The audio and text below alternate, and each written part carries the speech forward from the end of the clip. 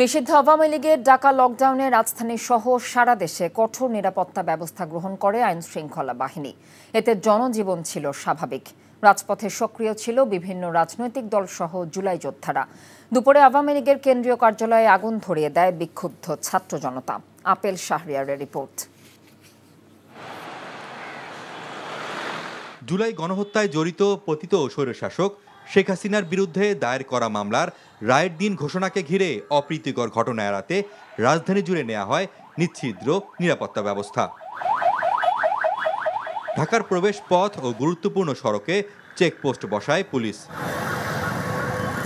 কার্যক্রম নিষিদ্ধ আওয়ামী লীগ লকডাউনের কর্মসূচি দিলেও নেতাকর্মীদের রাজপথে দেখা যায়নি। অন্যান্য দিনের তুলনায় গণপরিবহনের সংখ্যাও ছিল কম। দিনের শুরু থেকেই অপতৎপরতা ঠেকাতে মাঠে নামে জামায়াতে ইসলামী ও ছাত্র শিবিরের নেতাকর্মীরা। পল্টন মোড় সহ গুরুত্বপূর্ণ সড়কে মিছিল বের করে জামায়াত। তাদেরকে দেশের জনগণ কখনোই ক্ষমা করবে না, বরঞ্চ পাড়ায় পাড়ায় মহল্লায় মহল্লায় সকল ক্ষেত্রে তাদেরকে প্রতিহত করা হবে।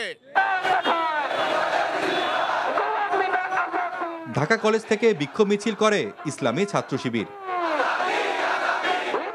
পরে ঢাকা বিশ্ববিদ্যালয়ের রাজু ভাস্কর্যে গিয়ে সমাবেশ করেন তারা। সারা দেশের মুক্তিকামী ছাত্র জনতাকে অনুরোধ করব, এই খুনি হাসিনা এবং তার দূষরদেরকে সমূলে উৎপাদন করতে হবে। বাংলাদেশে খুনি হাসিনা তার দূষরদের নিষিদ্ধ আওয়ামী লীগ, ছাত্রলীগ, যুবলীগ তাদের রাজনীতি 5 আগস্ট ক্লোজ হয়ে গেছে। বাংলাদেশে আর এই খুনি হাসিনার রাজনীতি চলবে না। রায়ের দিন ঘোষণার পর শাহবাগ থেকে গুলিস্তান আওয়ামী লীগের কেন্দ্রীয় কার্যালয়ে মিছিল নিয়ে যান ইনকিলাব মঞ্চ। আপনার ক্ষমতা একটু আমাদেরকে দেখান।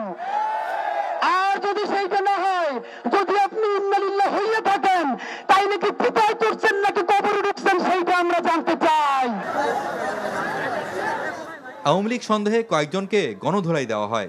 এক পর্যায়ে কার্যালয়ের ভিতরে প্রবেশ করে ভাঙচুর ও আগুন ধরিয়ে দেয় বিক্ষুব্ধরা।